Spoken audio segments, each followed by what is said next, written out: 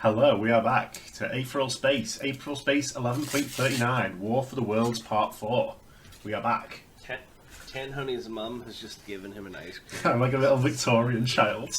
Yeah, he's like that child with a lollipop. I've been taken and, to like, Blackpool for the summer. But we're back with War for the Worlds Part 4. Heads up, if the reading's not as good, be nice to me. I have a big tummy ache, but I'm going to be brave about it. And you guys say anything funny about his tummy, you're going to have to mess with me! Aw, Rivers. That's not Rivers' voice, but okay. I just wanted it to be Rivers in that moment. The only NPC who doesn't treat me like I'm a crazy person all the time. It's me, Skipper. Okay, that's the voice. Oh wait, this is young Skipper. Oh, is that? Zachariah asked, the young boy looking up in awe through the sea of the crowd. He was on the back of his father, hands in his hair, the man's already impressive height raising him far above anyone else watching. From this position he could see clearly.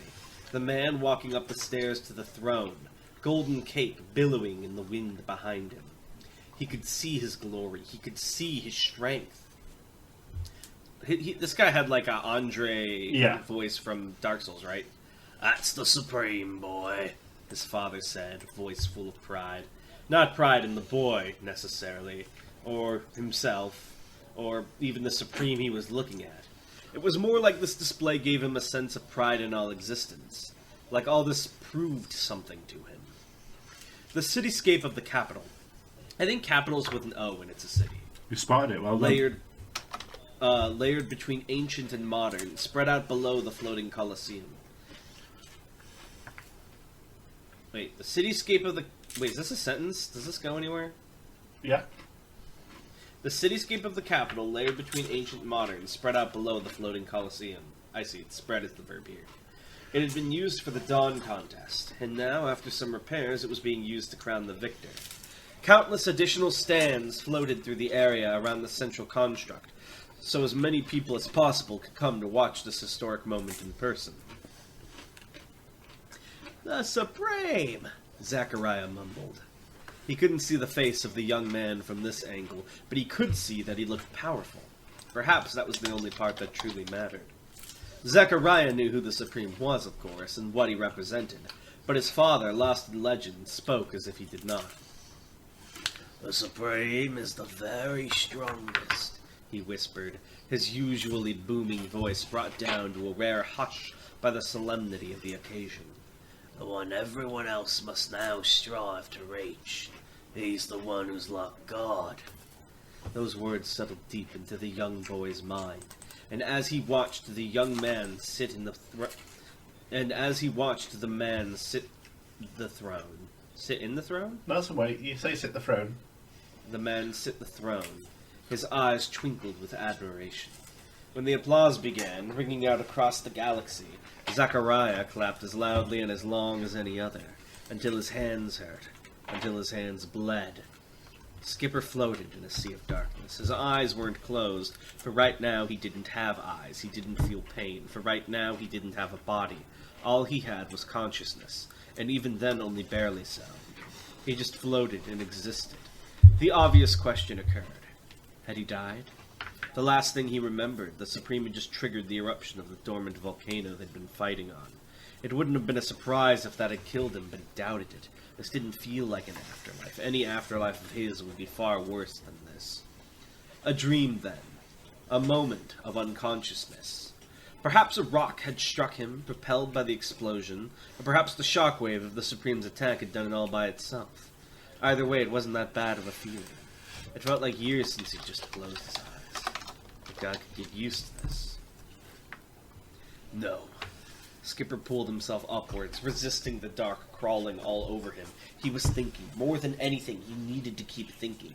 If he just lay around snoozing, he might as well be dead already. Even if the Supreme didn't kill him personally, the mess he'd turned the world into would surely finish the job. That man was still waiting for him. He needed to beat him. He needed to... You're just like me. Admit it! Yes, that was what the Supreme had been saying, wasn't it? That Skipper was here for the same reason as him. Not for high ideals or a greater good, but to test his strength or feel alive, whatever you wanted to call it. That wasn't true, was it? He wasn't lying to himself, was he? There was a flash of green, and when it cleared, he could see himself once more, locked in battle against the Supreme, blasting heartbeat shotguns into his body. This was from just a minute or two ago. He hadn't realized at the time, but on his own face, mirroring his opponent, was a massive and exhilarated grin. In that moment, looking between him and the Supreme, it was hard to tell the difference. Was he right then? Was all of this just a vanity project? Was all of this just futile? He'd brought people here, convinced and blackmailed and manipulated them for a war that deep down he knew they'd never had a chance of winning. To have their dying screams power his strikes and their clashing blades raise his wings. The only battle that mattered was right here, right now, him against the Supreme. But surely the Supreme would say the same. All lip service, all bullshit, all a flash of green. A skipper of days passed, lying in that hospital bed. Dragon standing over him. That man was talking to Skipper, but his gaze was fixed on the present Skipper. Those eyes were disapproving. I want, he reminded, a flash of green. A skipper of days past, crawling through the foggy woods. A young man, his memory suddenly returning in bits and pieces, tearing a temporary identity apart in the process. Clutching a tree, he gasped for breath and remembered himself. Remembered his resolve. I want, he reminded, a flash of green.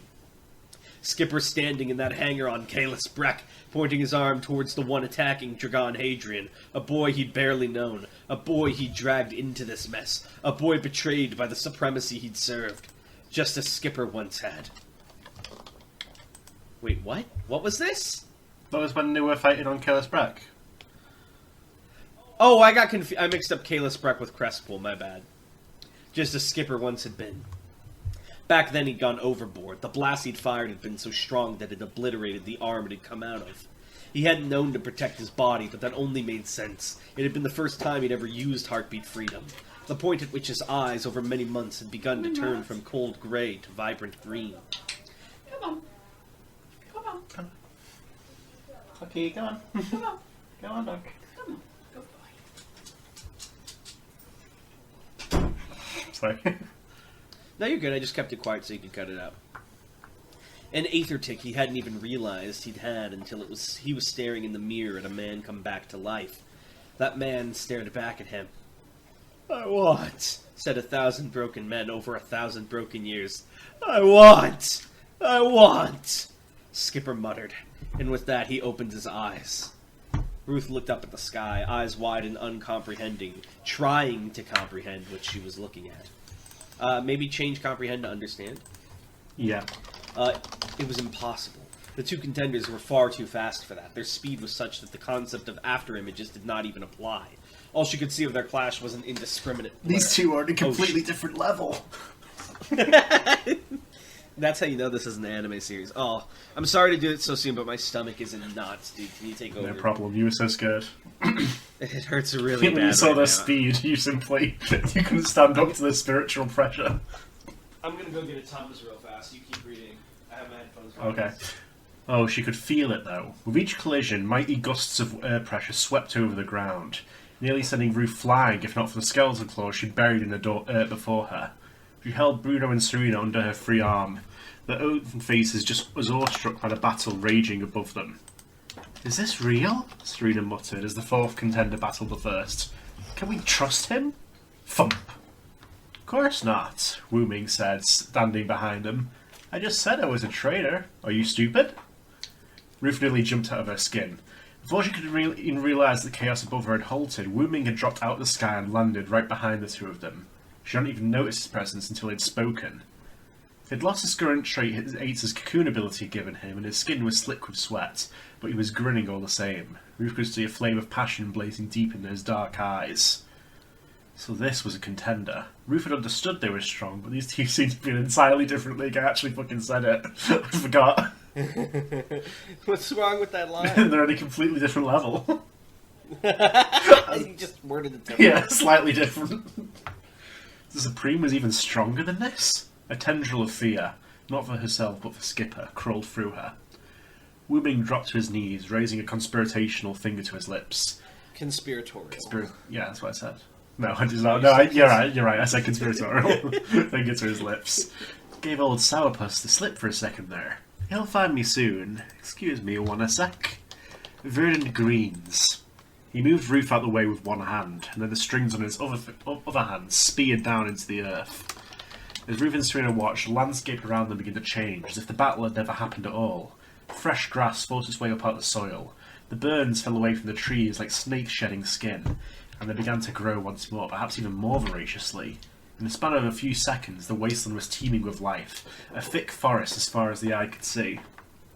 "How did you do that?" Serena whispered as Wu Ming pulled his hand free of the dirt. Again, he looked at her as if the question had been something ridiculous. "With Aether," he said simply. "Be serious," Ruth demanded, leaning in closer, her voice low.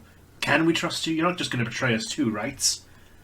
Ming blinked, his face utterly carefree, unnaturally carefree. "Well," he said, as if considering it for the first time, "you can trust that I'll fight this guy, since that's something I've wanted to do for a while. It's pretty much the main reason I've turned traitor here. As for afterwards, stabbing you guys in the back will be a 0 out of 10 move, but I'd say there's circumstances where I'd do it." Hold on.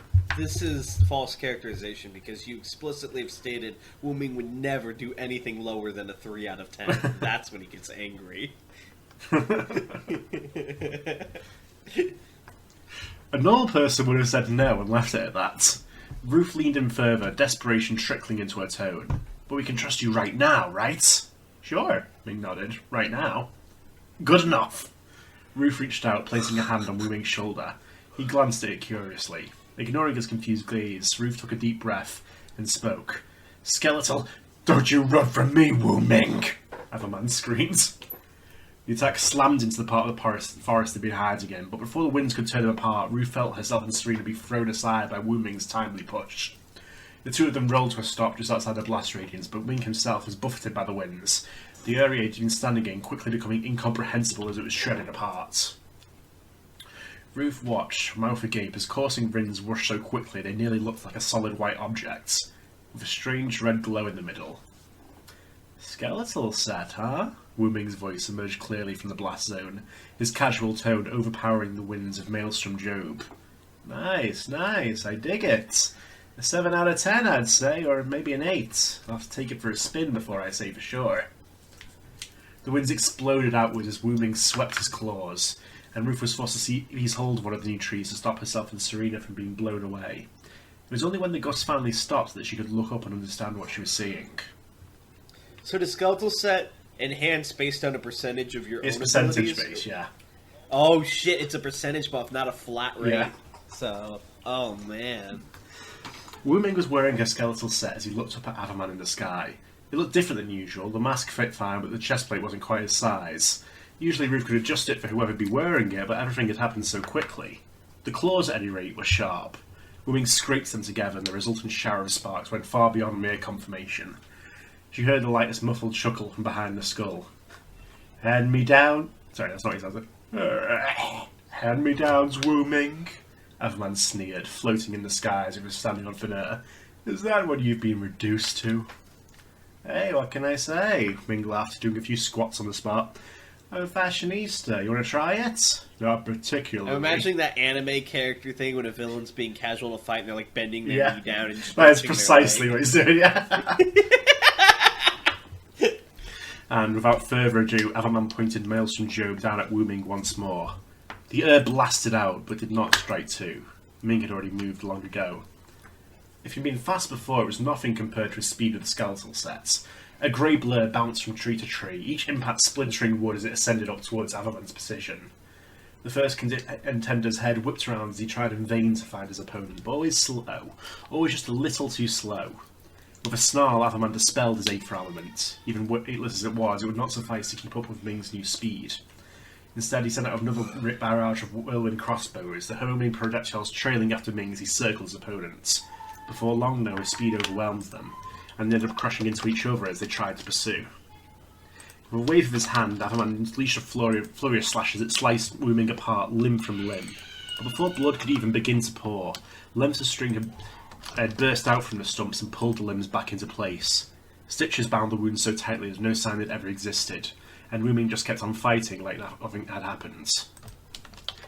Avaman fired more projectiles, but Wu Ming was too fast for them. Everman swung his sword of wind, but Wu Ming was too fast for it. Everman screamed in fury and caused the very air around him to explode, but Wu Ming was too fast for it. Did I just call him Wing Ming? Wu Ming. Yeah. New character dropped. But Wingding was too fast for it. And finally, Wu Ming struck true. With a resounding crack, that gauntleted fist of his slammed directly into Averman's face. The mask shattered as Averman was sent crashing down into the ground, a shockwave of dust and dirt flying out from the resultant crater. Ruth and Serena, right on the edge of the impact zone, looked down at the first contender in shock. Ruth shuddered. Skipper had told them after Averman's attack, but hearing about it and seeing it for herself were two entirely different things. As Averman picked himself up from the ground, his ragged cloak billowing around him, she could see his face. She could see Skipper's face.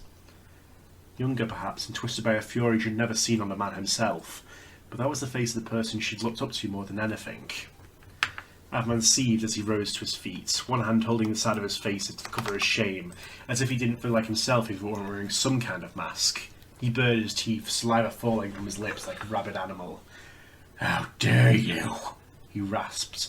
Skipper's voice warped beyond recognition by sheer spite. "How dare you!" Wu Ming shot down from the sky, kicking off that floating ball of string he'd left it there, and launching himself directly towards Averman, the killing blow, the coup de grace. He'd misjudged it. Just before Wu Ming's rainbow-shining claws could finish him, Averman raised his free hand up and screamed, voice hoarse, "Whirlwind Fortress!" It was the ability he'd used to defend himself before. Only this time that ridiculously strong bubble did not appear around him. It appeared around Wu Ming, acting as a prison as it held him in place.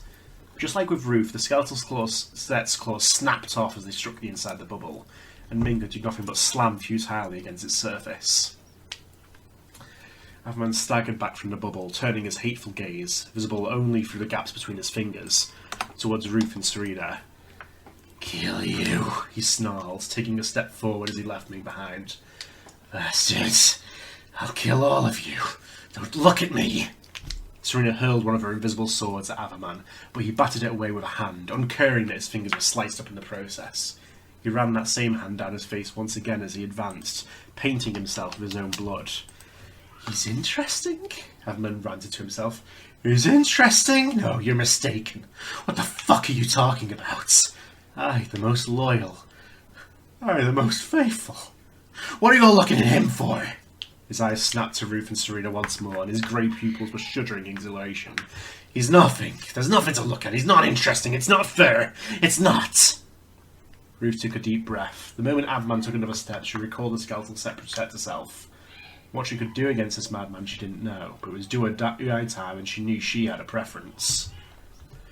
The moment came before long. Averman stepped forward. Ruth flared her Aether, and there was a loud crack as that bubble of earth shattered from the inside.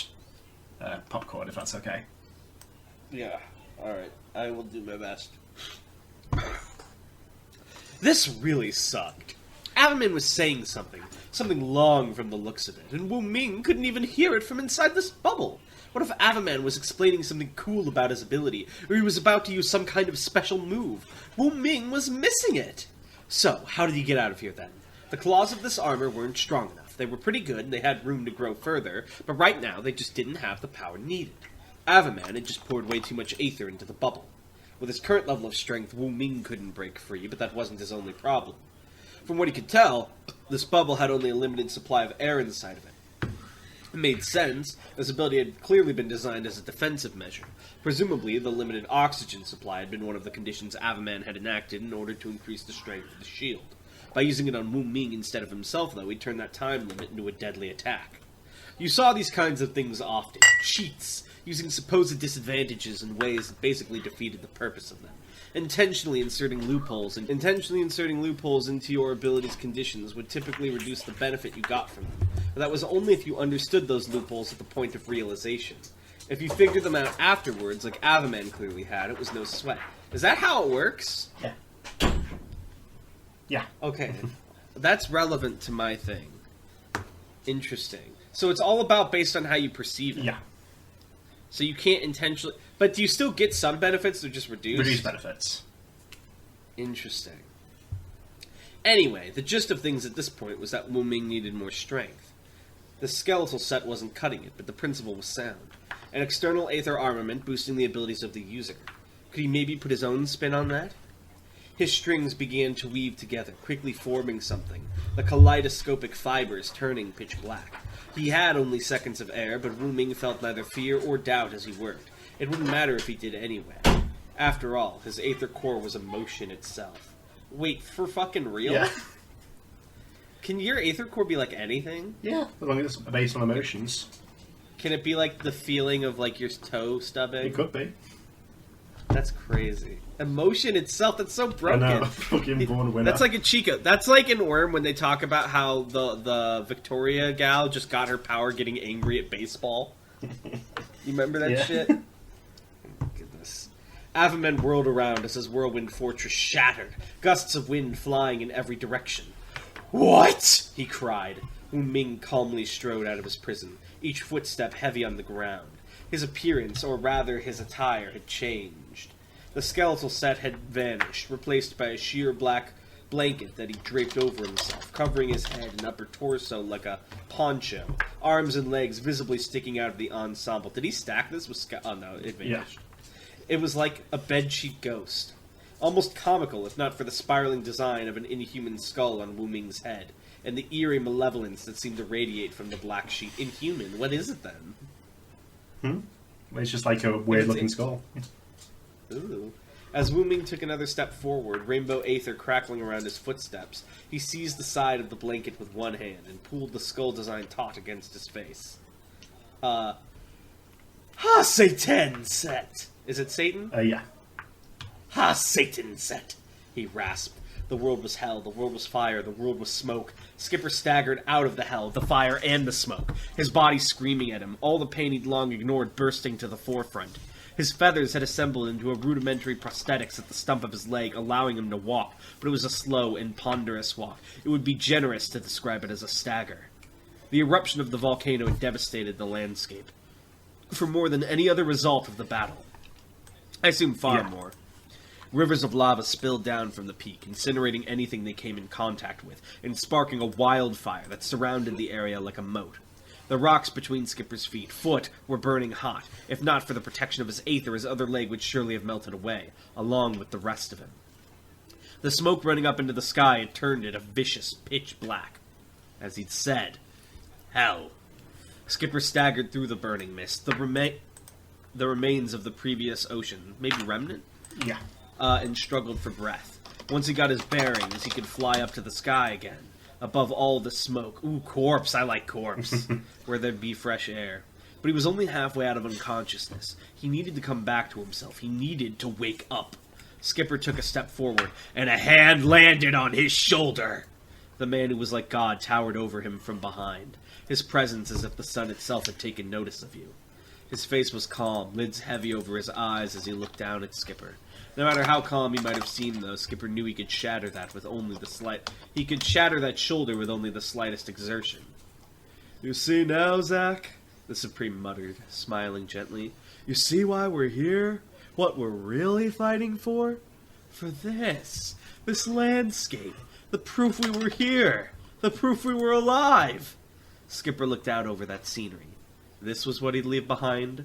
Fire and ash? And the Supreme was proud of that? "You can talk about whatever ideals you want," the Supreme continued. "But deep down, folks like us live to fight. We fight to feel alive, that's all there is. We don't even need a reason." For a long, long time, the two of them stood in the inferno, flames raging around them. Despite the sounds of hell, the two of them were silent, twin statues awaiting completion. Eventually, though, the Supreme grew tired of waiting for an answer, as he'd grown tired of everything else. "You get it now, right, Zack?" he prompted. "Don't talk bullshit anymore. We're here to fight, right?" Slowly, Skipper nodded, his face cast in shadow. "Yeah, I get what you mean. I do live to fight. I don't know if it's the way I am, or the way I was raised, but yeah, I fight. I live to fight. Right?" The Supreme nodded eagerly, grinning from ear to ear. But, Skipper continued, "that doesn't mean I fight for no reason." The Supreme blinked. "What? What are you talking about?" Skipper chuckled, Laughter forced through smoke and blood and exhaustion, but laughter all the same. He turned his gaze up to the Supreme, his face holding that old cocky grin. Green eyes glinted bright in the darkness. I what? I gotta be deaf or something, yeah? He said. I've been saying it over and over again, old man. But I'll say it one more time just for you. Skipper winked. I'm gonna change the shape of this world. The smoke shifted, and the last slivers of sunlight faded away. In the absolute dark, all Skipper could see were the Supreme's blue eyes glaring down at him. The grin of the man who was like God had vanished. Skipper didn't expect to see it again anytime soon. All there was now was the rage of a beast denied. I say, the Supreme said, the voice solemn. Die, then. Like Hollywood. The moment those words passed the Supreme's lips, Skipper whirled around, feathers moving from his leg to his fist, and blasted a punch right at the Supreme's face. It was fast as Skipper could manage given his current injuries, but not quite as fast as sound. Excel Surge, said the Supreme, and golden aether illuminated his furious expression in flashes. Heartbeat Freedom! Skipper was blown backwards down the hill by the sudden light of a star unleashed. Before he could collapse all the way down, though, he drove his feathered leg into the ground like a stake, giving him enough stability to keep his position while the blazing sun rose off the ground before him. Wait, can he even use it, though? He hasn't spread out his feathers. They come in pairs, He's got so much noise already.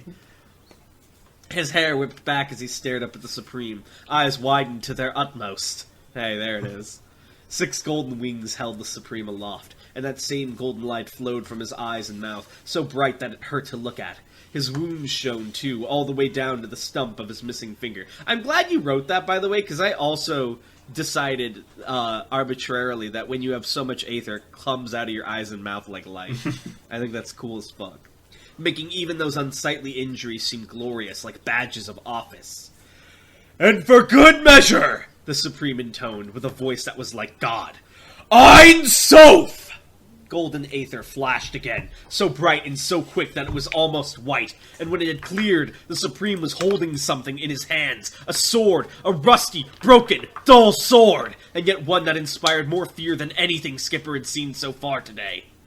Ein Sof, the Supreme's personal aether armament, the most powerful aether armament, the sword that had shattered Draenel.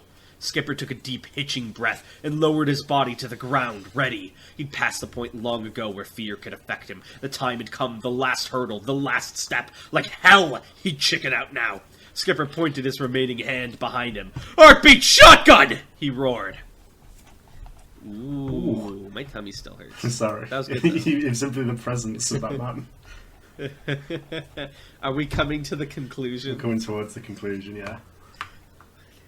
Is he going to change the shape of the... Well, I guess he's going to get his wish, because the Supreme is about to quite literally change the shape of this world. If he gets that move off. It's going to... We're about to... You ever done division? Cut something in half? Yeah. So Draenor was one planet, by the way, Yeah. right? Well, there was a couple of planets, Okay. but he did the Draenor breach on one. Okay. I'm trying to think of what my question was, because I actually had a question in mind for you, but I'm trying to remember it. Shit. I am having trouble thinking of one. What was it that I wanted to ask you? Okay, whatever. What was the name Ein Sof inspired by? What does that Ein mean? Sof. Let me get that up for you. Let's do an author fun fact for once instead of lore. So, Ein Sof is from Kabbalah. It's basically God prior to any self-manifestation in the production of any spiritual realm. And what's Kabbalah for my ignorant ass? This guy. So it's a... this is quoting from Wikipedia, because I'm not good at defining these things, but it's basically a school of thought in Jewish mysticism. Oh, I know what you're talking about. And that's the same shit that golems come from and stuff. I think. I think I know what you're talking about. No comments. Is it I not? don't know. I don't know enough about it. That's to say. Hey, whatever. That's dope as hell. All right. Well, thank you guys for watching, and we'll see y'all next time. Bye. Bye.